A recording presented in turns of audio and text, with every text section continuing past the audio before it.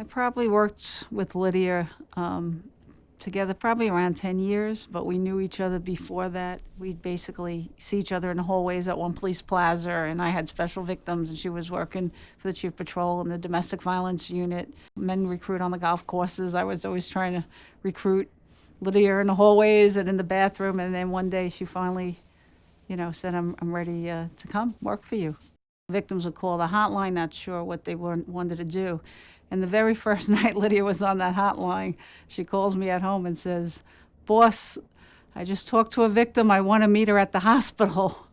And I had, "Lydia, you can't meet her. You're a man in the hotline. We'll have somebody else go."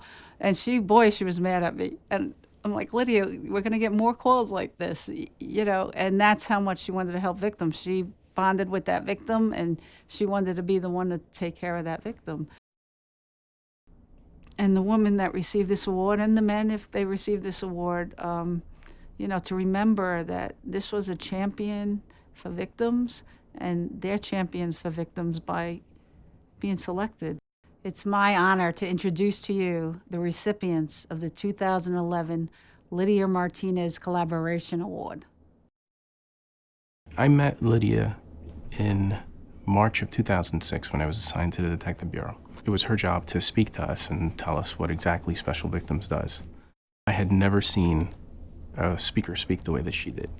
I mean, she was just so animated. She knew what she was talking about. After the presentation, I went out and I spoke with Lydia. And I told her that I was interested in coming to Special Victims. I listened to her and I knew that that's what I wanted to do. It's not a 9-to-5 job.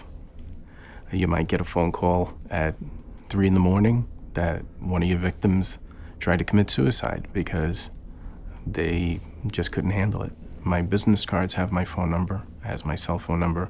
If they need me at 3 in the morning, they know they can call. Thank God that I have a good wife that understands that. In November of 2008, I was assigned a stranger rape case. We had an 18-year-old victim. It was about 1 o'clock in the morning. She was walking home by herself. She was attacked by a stranger. One of the first things I did was go back to the bodega where she said that she had first seen him, and I pulled a video. Right before he was on the scene, I could make out an individual that we knew in the area to be a local drug dealer. So I tried talking with him, and he wasn't very forthcoming with any information. I started hanging out by the store. I started to have lunch there. I would read my newspaper there. I would go there at all hours of the day and night. I would be there sometimes till 3 in the morning, just reading, just to interrupt business, I guess, for him. And about 3 days later, we got an anonymous tip saying that the person we were looking for lived in one of the houses not too far away. He was found guilty at trial, and they sentenced him to 50 to life. I'm happy that she gave me the opportunity to do my life's work. I was extremely honored to find out that I was elected as a recipient. And it made me feel really happy and proud because I felt like I was doing something and I was contributing not only to sexual assault victims, but to my community. I've had times in the middle of a holiday where I'm being called for Christmas in the middle of dinner. I'm picking up my phone, I'm trying to solve a problem with an examiner. My concern is making sure that my examiner can deal with the caseload and that they feel comfortable and that they're not overwhelmed. This goes beyond the everyday seeing patients in the emergency department. This population of people are traumatized, are suffering, and the care that I give makes them feel better. What keeps me going and what keeps me motivated is just I love my job. I love what I do. I love knowing that I can help someone who's sick and actually make them feel better. I could not be doing what I'm doing now if it wasn't for my mother and my father, who've given me the support, the encouragement, the opportunity for education. As long as I know the job is being done and we're doing it the right way and that we're giving victims back a sense of control and power of their lives, that's what's important to me. Project Envision is a community mobilization project that's focused on primary prevention of sexual violence. So that means preventing sexual violence before it can happen. Envision is a project that I'm pretty passionate about. What makes us unique, we are the youngest program. We've been around about 6 years. We are basing our work on what the community has voiced as their concern.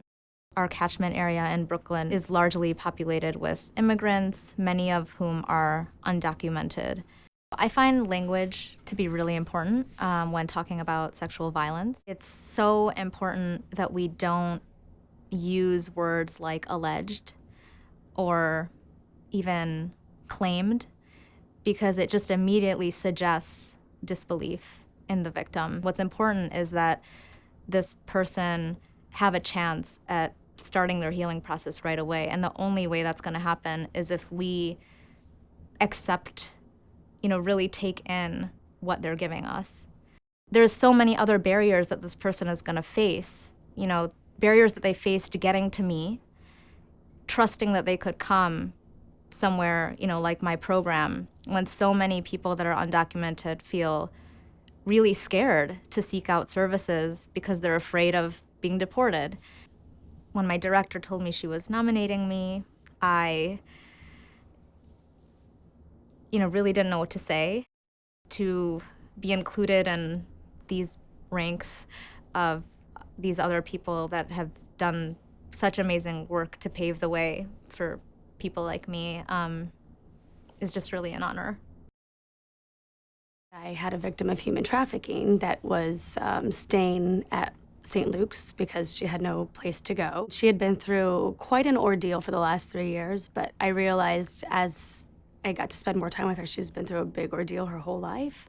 I don't know, I felt kind of like a big sister in this case. This girl wasn't much younger than me. I want the best for her, and I hope, she can take a little piece of everything that we've all given her and she can live a happy life now.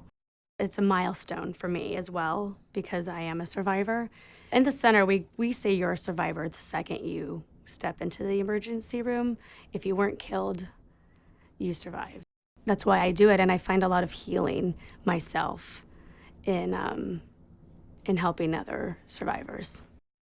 Special Victims is the emergency room of prosecution's work. We have a very aggressive riding program where we are at the crime scenes, the hospitals, the police precincts, as first-degree crimes unfold.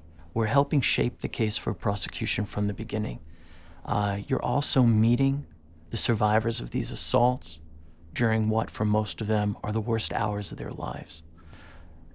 And you're going to be their guide through the entire process to the person they're going to become later, because they're not going to be the same. Carol had been the victim of a terrible assault in the late 1990s, where she and a boyfriend sitting in a car were approached at gunpoint. The two of them were able to escape, but the man was wearing a mask and the trail went completely cold.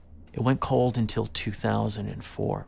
At that time, a young girl, 12 years old, on her way to school in the Rockaways in Queens, left her father at the house, walked across the neighbor's yard to cut through the woods to the bus stop as she did every morning, when she was approached by a man from behind. He was wearing a mask. Each of those women went to the hospital and had rape kits done. And the DNA in each of those rape kits matched one another, and we knew we had a serial rapist. I asked Carol, from that first assault, who had been locked in the trunk, come to Albany with me.